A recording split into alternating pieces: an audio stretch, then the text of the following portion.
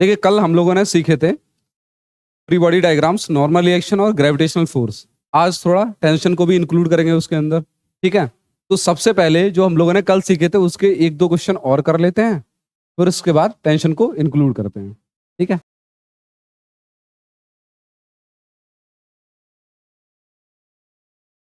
ये यहाँ से टच कर रहा है और इस तरीके से टच करते हुए ये बना हुआ है मास m और रेडियस r का एक ब्लॉक है, एक इंक्लाइंड प्लेन पर रखा हुआ है, जहां से एंगल कितना बन रहा है 37 डिग्री बन रहा है। ठीक है, अब इसका हमको फ्री बॉडी डायग्राम बनाना है और इक्विलिब्रियम कंडीशन लगाकर क्या निकालना है, कांटेक्ट फोर्स। ठीक, तो क्वेश्चन क्या है, फाइंड कांटेक्ट फोर्स। पहला सवाल हमारा यही है, फाइंड कांटेक्ट फोर्स। ठीक, तो इसी में थोड़ा सा हम जुगाड़ करते हैं। देखिए यहां से ये स्ट्रेट लाइन एक डालेंगे और ये क्या लगेगा, mg लगेगा। ठीक, यहां से एक परपेंडिकुलर लाइन डाली हमने इस सरफेस के। देखिए ये डब्बा इस सरफेस को धक्का मार रहा है, तो इस डब्बे पर ऊपर एक फोर्स लगेगा और वो फोर्स कैसा लगेगा, देखिए नीचे क्या लग गया था, mg। अच्छा, ऊपर की तरफ इस सरफेस से एक परपेंडिकुलर फोर्स लग रहा है जिसको हमने नाम दे दिया n1। ठीक है, अच्छा अगर ये 37 डिग्री है, ये क्या है 90 डिग्री, तो ये 53 डिग्री हो जाएगा। अच्छा ये 53 है तो ये भी क्या हो गया 53 degree, vertical opposite angles 53 degree हो गया। ये ऑलरेडी 90 है तो ये कितना हो गया 37 डिग्री। ठीक है, तो इस एंगल को हम लिख लेते हैं।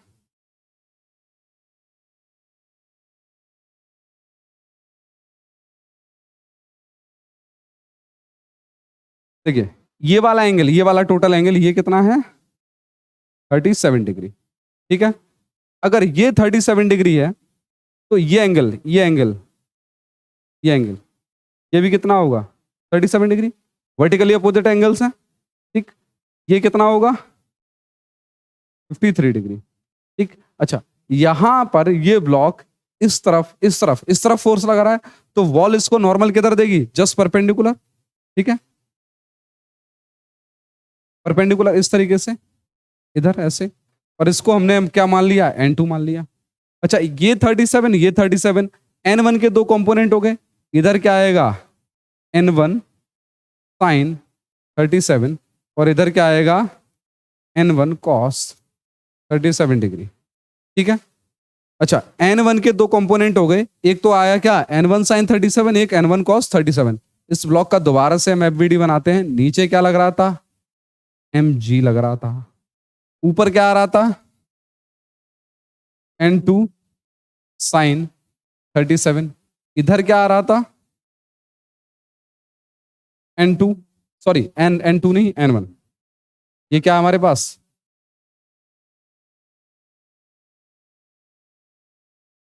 ये क्या है n1 साइन 37, इधर क्या है n2 और इधर क्या आया है n1 cos 37 डिग्री। ठीक है, कैलकुलेट करते हैं तो n1 into sine 37 3/5, n1 cos 37 4/5।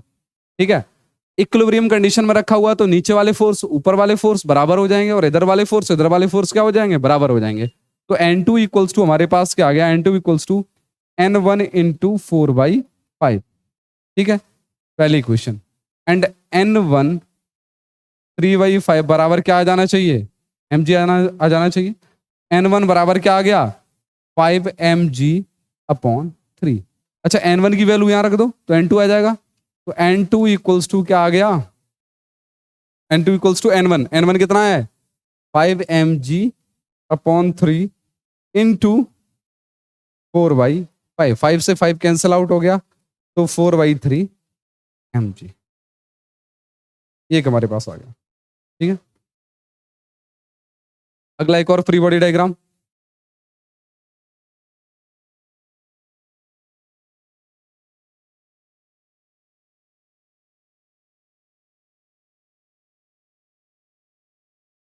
है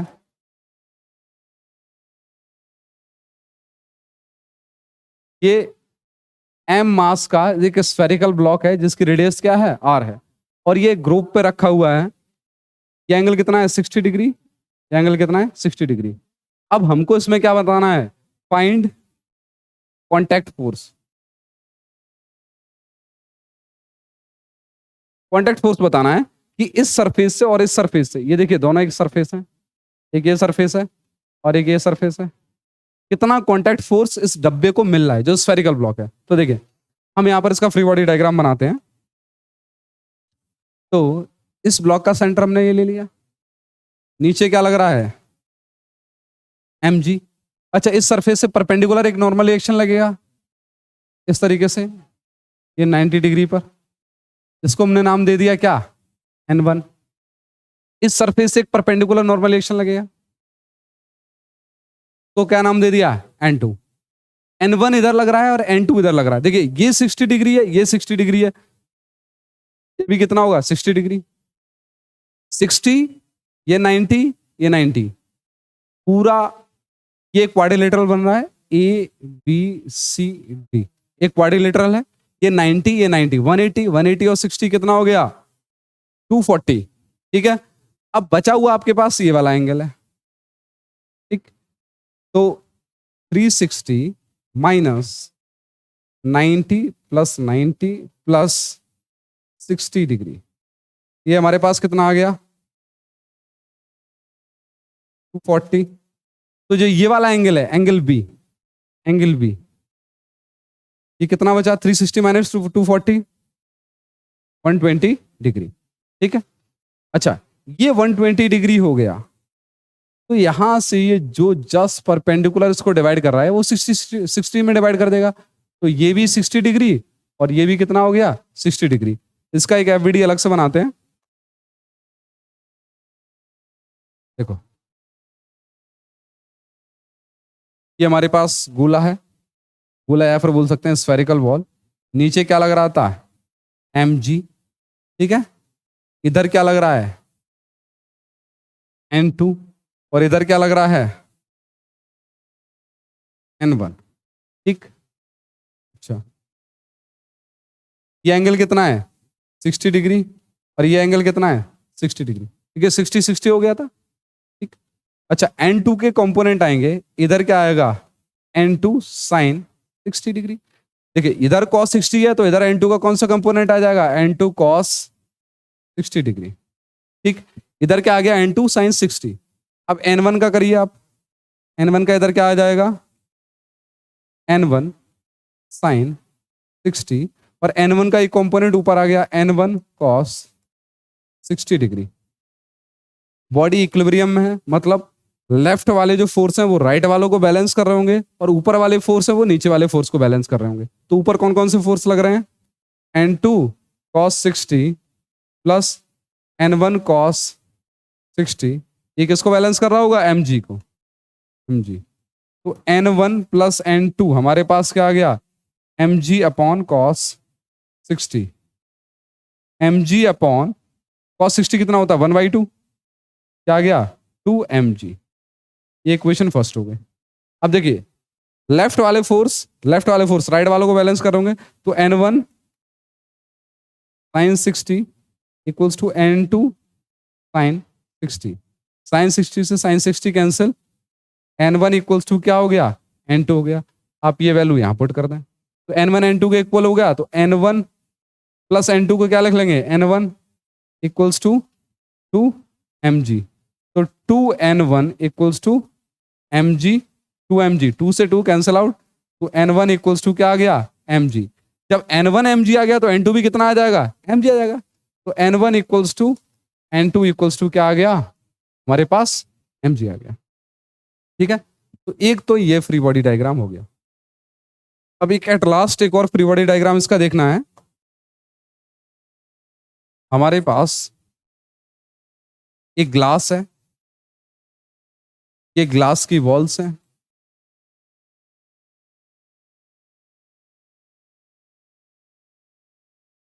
एक इसमें ऐसे बॉल रखी हुई है और एक इसमें ऐसे बॉल रखी है, ये दोनों क्या कांटेक्ट में है, और एक इसके ऊपर इस तरीके से ऐसे बॉल रख दी गई। ये इसके सेंटर से, ये इसकी रेडियस आर है और इसकी भी रेडियस आर है, ये आर है, ये आर है, ये रेडियस आर है, ये रेडियस आर है। ठीक है, सब ब्लॉक्स की रेडियस आर है और मास कितना है? मास ऑफ ऑल ब्लॉक्स, इस ब्लॉक को ए बोल देते हैं, इसको बी और इसको सी बोल देते हैं। ऑल ब्लॉक्स मतलब ए, बी और सी, तीनों ब्लॉक का मास कितना है? M, and radius R. आपको सवाल क्या बताना है? क्वेश्चन क्या है? Find contact force.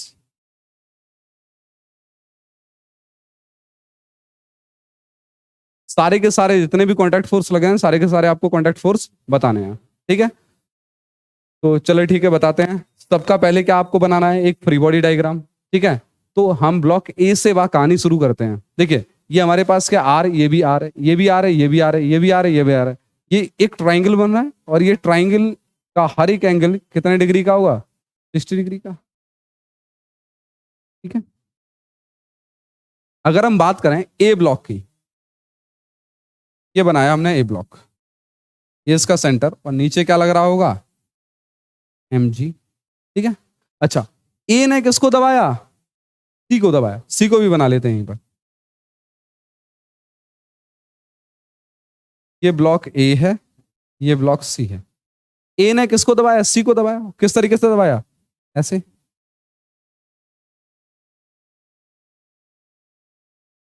N1 ले लेते हैं, N1 से दबाया।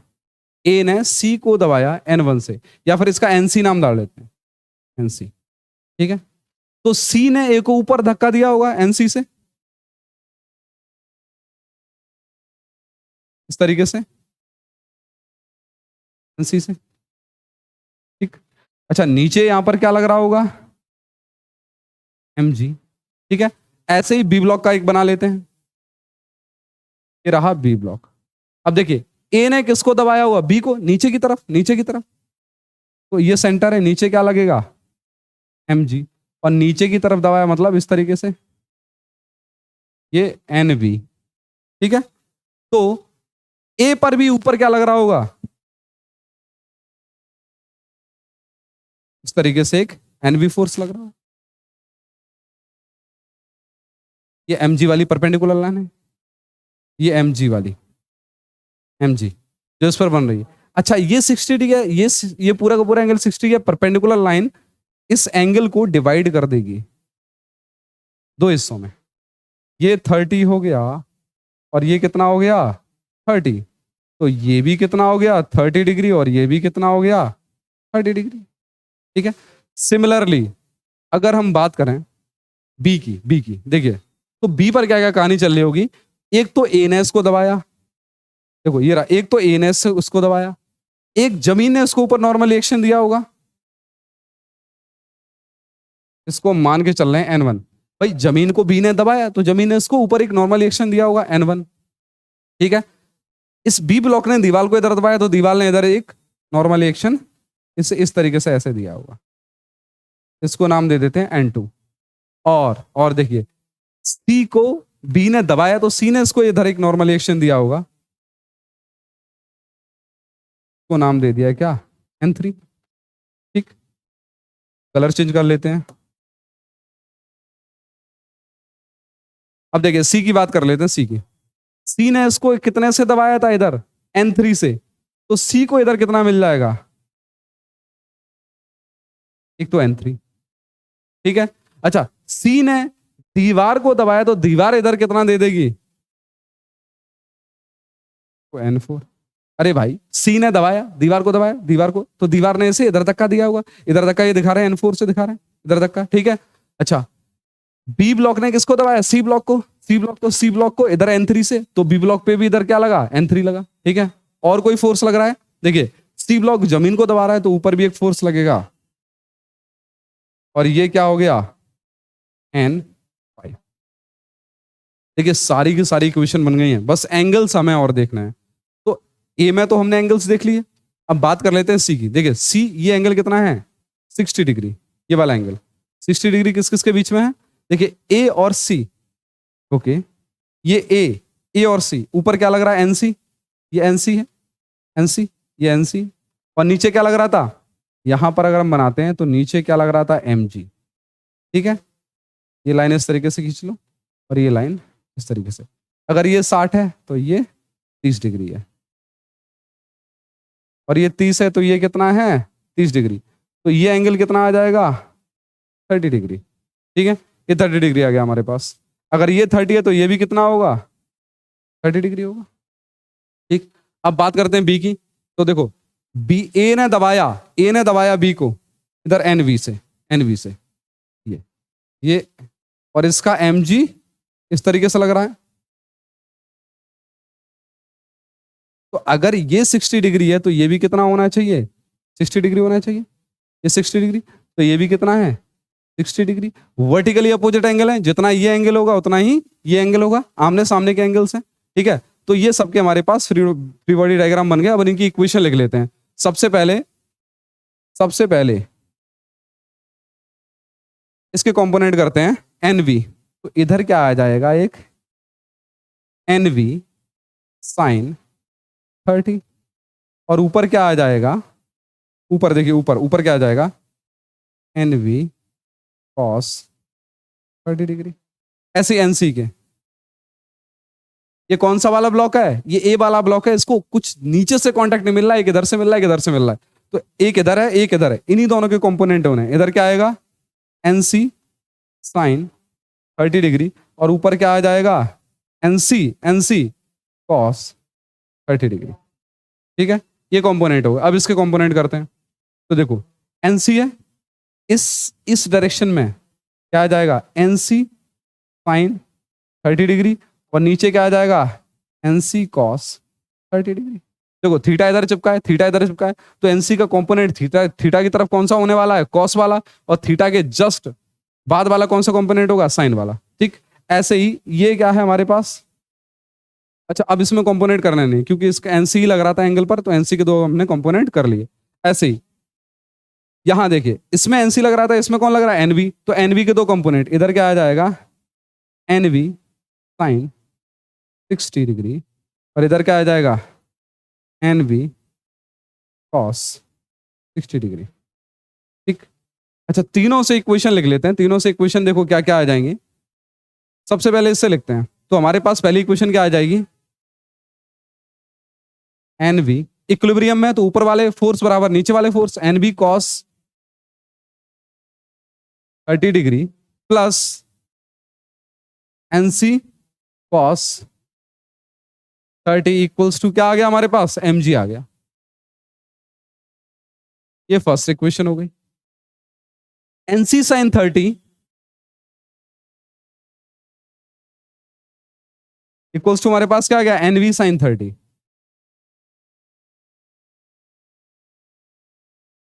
ये इक्वेशन सेकंड। ठीक है, यहां देखिए n5 बराबर क्या आ गया n5 equals to NC cos 30 plus mg, ये equation third. And n4 equals to, इधर क्या लग रहा है n4 लग रहा है, इधर क्या लग रहा है nc sine 30 plus n3, nc sine 30 plus n3, ये इक्वेशन फोर्थ। ठीक है, इस पर आ जाते हैं। तो n1 equals to nv sine 60 plus mg, ये इक्वेशन फिफ्थ हो गई। और इधर n2 किसके बराबर होगा nv cos 60 प्लस n3,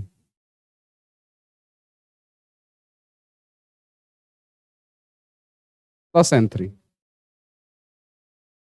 देखिए इक्वेशन तो हमारे सामने आ गई हैं। अब चार इक्वेशन हमारे सामने, चार क्यों 5 और 6 इक्वेशन हमारे सामने आ गई हैं। अब इन 6 इक्वेशन को रीअरेंज करके आपको सॉल्व करना है। इन इक्वेशन को दोबारा से रीराइट करते हैं। n3 cos 30 plus nc cos 30 equals to, sorry nv है ये, nv cos 30 plus nc cos 30 equals to mg।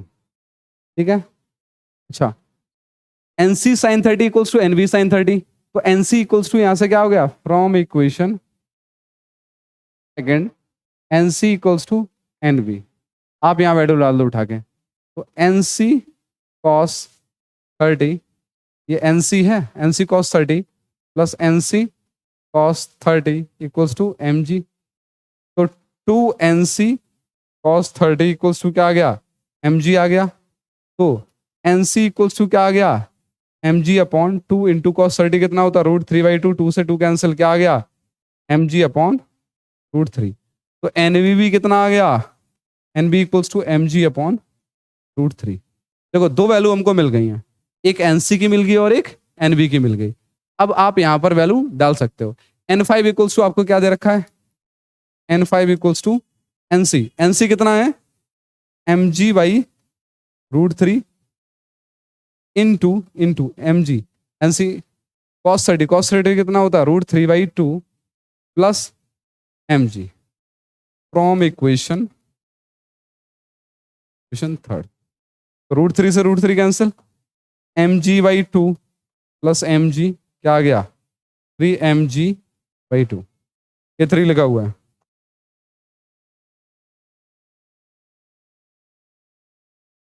3mg/2, आपके पास क्या आ गया है, N5 आ गया, ठीक है, N5 आ गया आपके पास, NC आ गया आपके पास, NV आ गया आपके पास।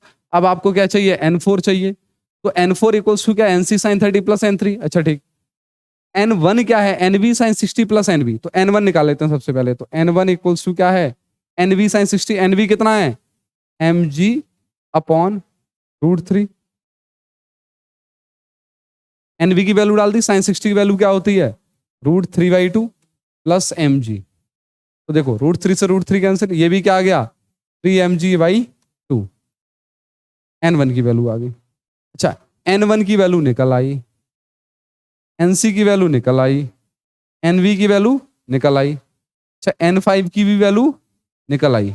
अब N2 की वैल्यू बची हुई है, N2 की वैल्यू देखो, NV cos 60 प्लस N3, और N4 की वैल्यू क्या है, NC sin 60 प्लस N3, इन दोनों को सॉल्व कर लो, तो N2 equals to NV, NV कितना हमारे पास, mg upon √3, mg upon √3 into cos 60 कितना होता है, 1/2 प्लस N3, एक तो ये क्वेश्चन बन गई। और N4 equals to NC sin 60, NC sin 60 कितना है, mg अपॉन √3 इंटू sin 60 की वैल्यू क्या होती है, √3/2 प्लस N3, अच्छा √3 से √3 कैंसिल, कितना आ गया, mg/2 प्लस N3। अब देखो एक तो आपके सामने N2 की वैल्यू, N2 क्या है, NV cos 60 प्लस N3, एक तो ये वैल्यू आ गई, इस इक्वेशन को आप नाम दे दो 6, 7, 8वीं, और इस इक्वेशन को नाम दे दो 9वीं। अब इन दोनों इक्वेशन को जब आप सॉल्व कर लोगे तो आपके पास क्या वैल्यू आ जाएगी, N3 की भी वैल्यू आ जाएगी, N4 की भी वैल्यू आ जाएगी, ठीक है। तो ये हमारा फ्री बॉडी डायग्राम था,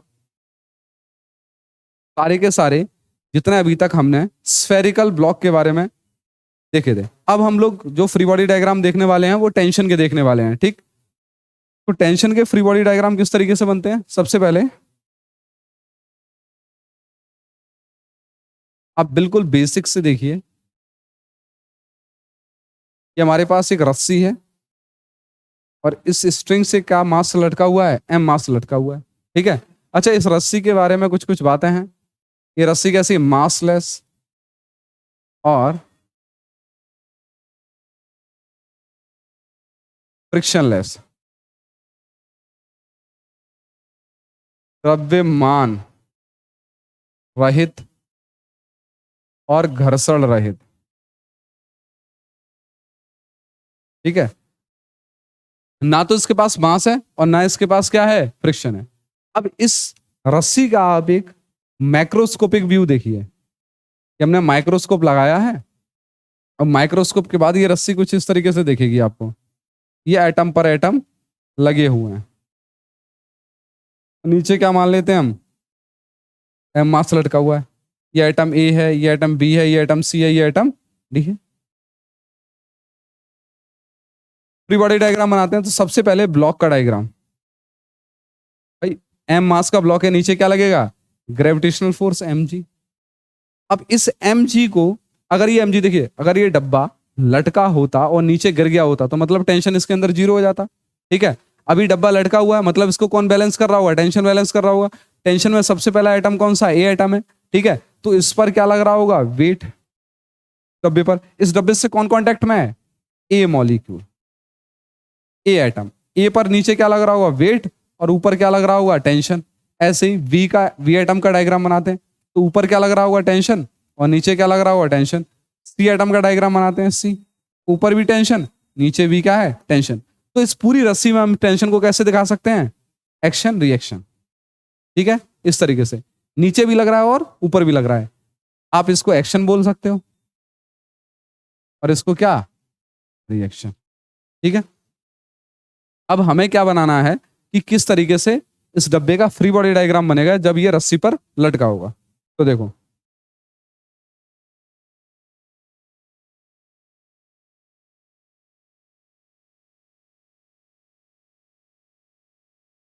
ये हमारे पास रस्सी पर लटका हुआ है। ठीक है, एम मास का ब्लॉक। टेंशन एक कैसा फोर्स है? Electromagnetic force. मतलब इसमें चार्ज का कोई ना कोई तो कॉन्सेप्ट होगा। तो जितने भी एटम हैं, जितने भी एटम हैं उनके पास चार्ज होता है। ठीक है, अब एक एटम पर खिंचाव लग रहा है, रस्सी अपनी तरफ खींच रही है, तो उसके क्या होते हैं? उसके चार्ज पार्टिकल डिस्प्लेस होते हैं, जिसकी वजह से ये टेंशन फोर्स आता है। ठीक, इलेक्ट्रोमैग्नेटिक नेचर का। आप इस डब्बे का एक सीधा सा डायरेक्ट सा टेंशन का फ्री बॉडी डायग्राम देख लो। टी ऊपर और mg क्या है? नीचे। ठीक है, इस तरीके से टेंशन ऊपर लगेगा और mg नीचे लगेगा। अगर ये डब्बा इक्विलिब्रियम है तो t बराबर क्या हो जाएगा? mg हो जाएगा। ठीक,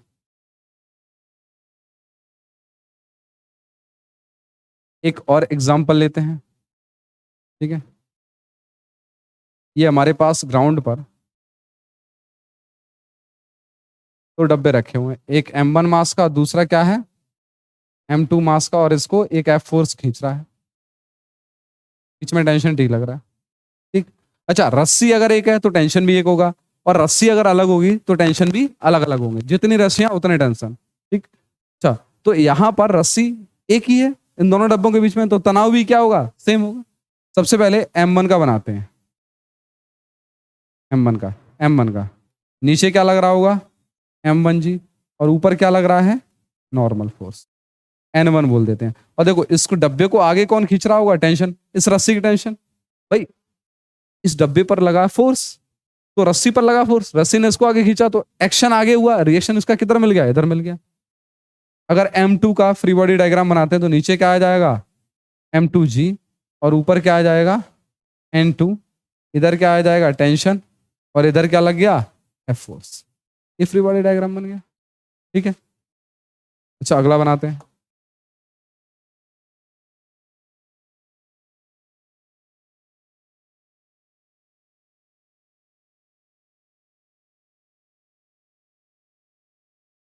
एक m1 मास का ब्लॉक ये रखा है, m2 ये रखा है, और m3 ये रखा हुआ सरफेस पर, और आगे क्या लग रहा है? Force F। ठीक है, तो अब तीनों ब्लॉक का हमें एफबीडी डायग्राम बनाना है। सबसे पहले m1 का बनाते हैं। रस्सी देखो कितनी है? एक और दो, तो टेंशन भी दो होंगे। यहाँ पर टेंशन T1 मान लेते हैं, यहाँ पर टेंशन T2 मान लेते हैं। ठीक, तो m1 का कैसे बनेगा फ्री बॉडी डायग्राम? पीछे क्या लग रहा होगा? m1g, ऊपर क्या लग रहा होगा? नॉर्मल n1, आगे क्या लग रहा होगा? Tension T2। m2 का बनाते हैं, नीचे क्या लग रहा होगा? m2g, ऊपर क्या लग रहा होगा? n2। ठीक है, इधर क्या लग रहा होगा? T2, और आगे क्या लग रहा होगा? T1। ऐसे ही m3 का बनाते हैं, नीचे क्या लग रहा होगा? m3g, ऊपर क्या लग रहा होगा? n3, इधर क्या लग रहा होगा?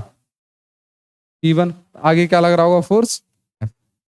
ये तीनों के क्या बन गए? फ्री बॉडी डायग्राम बन गए। ठीक, अच्छा,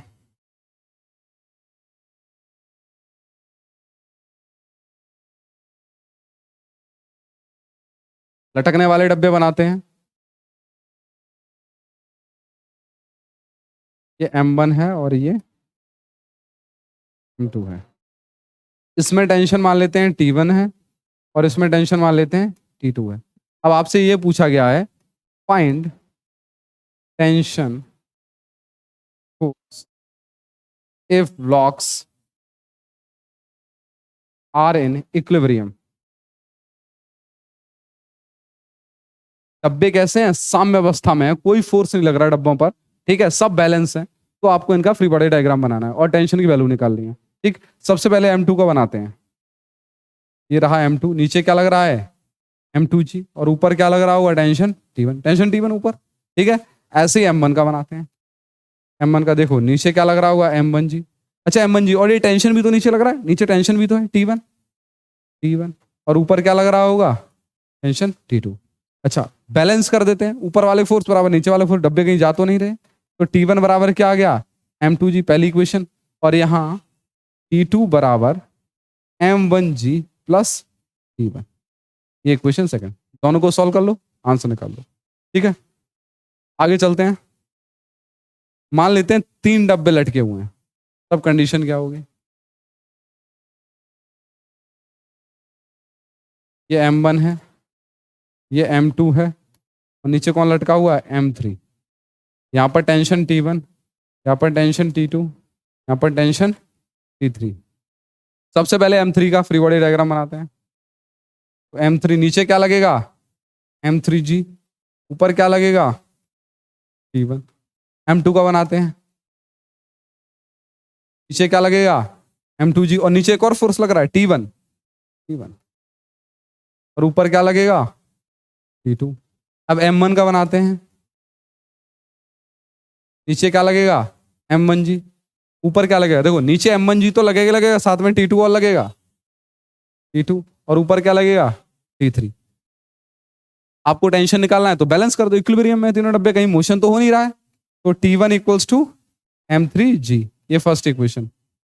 T2 equals to M2G plus T1, ये सेकंड इक्वेशन। थर्ड इक्वेशन क्या होगी? T3 equals to M1G plus T2। तीनों को सॉल्व कर लो और आंसर आ जाएगा, तीनों टेंशन आ जाएंगे। ठीक, तो अगला क्वेश्चन देखते हैं, बहुत ही फेमस क्वेश्चन है।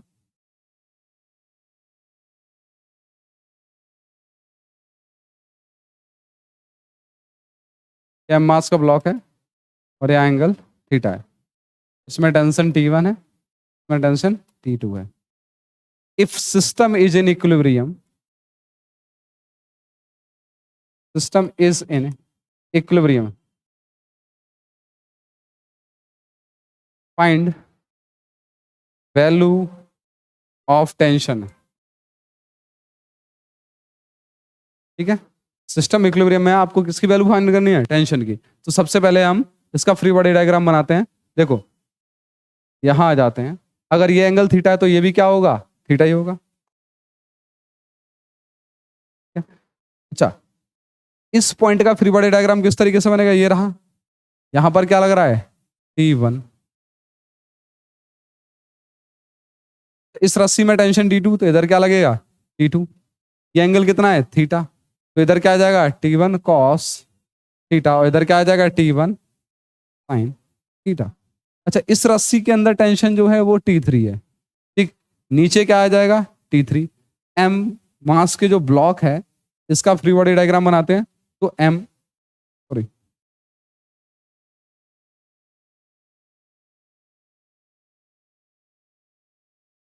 नीचे क्या आ जाएगा? Mg, और ऊपर क्या आ जाएगा? Tension T3। तो T3 बराबर क्या आ जाएगा? Mg आ जाएगा, पहली इक्वेशन। यहां देखिए T1 cos theta equals to T3, second equation, और यहाँ T1 sine theta equals to T2, ये थर्ड इक्वेशन। तीनों को सॉल्व कर लो। T3 बराबर Mg है, तो Mg की वैल्यू यहाँ डाल दो। तो T1 बराबर क्या आ जाएगा? T1 बराबर T3 अपन कॉस थीटा। T3 कितना है? Mg upon cos theta. ठीक है, T1 की वैल्यू यहाँ उठा के डाल दो, T2 आ जाएगा। तो T2 इक्वल्स टू कितना आ जाएगा? T1 कितना है? Mg upon cos theta into sine theta, तो क्या आ गया? Mg upon tan theta. ठीक, कोई दिक्कत है यहां तक? आगे चलते हैं।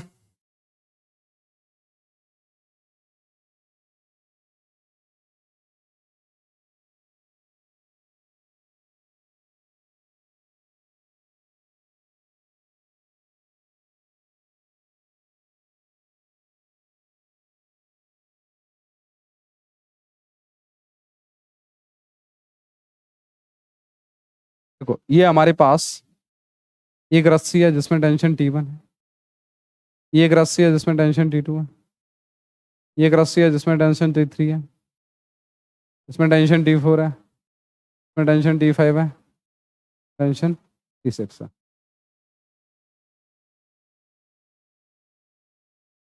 एंगल θ1 है, एंगल θ2 है, एंगल θ3 है। ये आपके लिए एग्जाम्पल है। अब आप बताइए, find tension in each spring. ठीक है, हर एक रस्सी में आपको टेंशन बताना है कितना होगा। एक छोटा सा मैं फ्री बॉडी डायग्राम बना देता हूँ। हर एक पॉइंट को आप मान लो, इसको ए मान लिया, इसको बी मान लिया और इसको सी मान लिया। ठीक है, अच्छा अगर फ्री बॉडी डायग्राम बनाऊं तो यहाँ ऐसे, यहाँ ऐसे। अगर ये θ1 है तो ये भी θ1 हो जाएगा। अगर बी पॉइंट का फ्री बॉडी डायग्राम बनाऊं तो देखो, एक T4 का कंपोनेंट इधर आ जाएगा, तो T4 cos थीटा, और इधर क्या आएगा, T4 sin थीटा। अगर ये थीटा है, ये थीटा आ गया, तो ये भी कितना होगा, थीटा ही होगा। ठीक है, नीचे कितना फोर्स लग रहा है, नीचे कितना फोर्स लग रहा है, T2। तो T2 के दो कंपोनेंट आ जाएंगे, एक तो इधर और एक इधर। तो इधर क्या आएगा, T2 cos थीटा, और इधर क्या आएगा, T2 sin थीटा। ठीक है, अच्छा एक और इधर कंपोनेंट लग रहा है टेंशन का, कौन सा, T6, और इधर कौन सा आ जाएगा, T6। ठीक है, बी पॉइंट का फ्री बॉडी डायग्राम बन गया। अब ए का बनाते हैं। ए पॉइंट का कैसे होगा, देखो अगर ये थीटा है ऐसे, ये θ2 है, तो ये भी कितना हो जाएगा, θ2। ठीक, ए पॉइंट का फ्री बॉडी डायग्राम, और ये अगर ये θ2 है तो ये भी क्या हो जाएगा, θ2 हो जाएगा। ठीक है, तो सबसे पहले T5 के कंपोनेंट करते हैं। T5 ऊपर देखो, एक तो इधर आ जाएगा T5, थीटा इधर है तो क्या आ जाएगा, cos θ2, T5 cos θ2। इधर क्या आएगा, T5 sin θ2। ठीक, अच्छा T3 के दो कंपोनेंट होंगे, एक ऐसा और एक ऐसा। अभी T3 ऐसा है तो T3 नीचे कैसा होगा, T3 cos θ2, और इधर क्या आएगा, T3 sin θ2, और साथ में इधर कौन है, T6 और है, T6 और है। ठीक है, ए पॉइंट का और बी पॉइंट का बन गया। अब किसका बनाना है, सी पॉइंट का। तो देखो सी पॉइंट का हम कैसे बनाएंगे, तरीके से, अगर ये θ3 है तो ये डिवाइड हो जाएगा, ये θ3/2, और ये भी क्या जाएगा, θ3/2। ठीक, अच्छा डिवाइड हो गया। इधर क्या है, T3, तो T3 के अगर सी पॉइंट का फ्री बॉडी डायग्राम बना, इधर ऊपर क्या आएगा, T3 cos θ2, और इधर क्या आएगा, T3 sin θ2।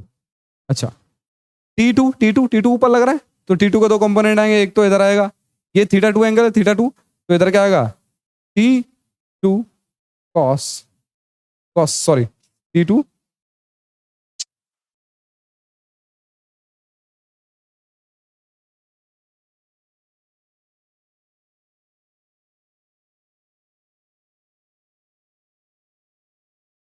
देखो अब हमें सी पॉइंट का फ्री बॉडी डायग्राम बनाना। तो सी पॉइंट पर देखो क्या क्या कहानी चल रही है। सी पॉइंट पर सबसे पहले तो एंगल डिवाइड हो गया, θ3/2 और θ3/2। सबसे पहले T3 का कंपोनेंट बनाना, तो T3 का इधर क्या आ जाएगा, cos θ/2, और T3 का इधर क्या आ जाएगा, sin θ/2। ऐसे ही T2 का ऊपर क्या आ जाएगा, T2 cos θ3/2, और इधर क्या आ जाएगा, T2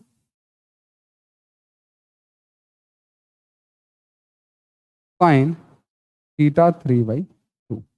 और नीचे सी पॉइंट पर क्या आ रहा है, नीचे आ रहा है T1।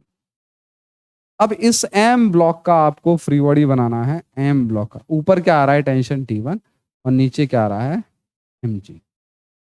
अब देखिए कितनी इक्वेशन बनेगी, एक तो यहां से बनेगी, 1 2 3 4 5, 6, 7, 7 इक्वेशन को आपको बैलेंस करना है और बैलेंस करने के बाद हर एक टेंशन की आपको वैल्यू निकालनी है। तो आप ये आराम से निकालिए। ये हमारी टेंशन, नॉर्मल रिएक्शन और ग्रेविटेशनल फोर्स को हमने लगाना सीख लिया है। ठीक है, कि किस तरीके से लगाएंगे, किस तरीके से इनके फ्री बॉडी डायग्राम बनेंगे। ठीक है, अब आगे जो हमको चर्चा करनी है वो करनी है लॉज ऑफ मोशन पर, कि न्यूटन का फर्स्ट लॉ क्या था, सेकंड लॉ क्या था, थर्ड लॉ क्या था, किस तरीके से उनको हम अप्लाई करते हैं। ये सारी चीजें हमको आगे देखनी है।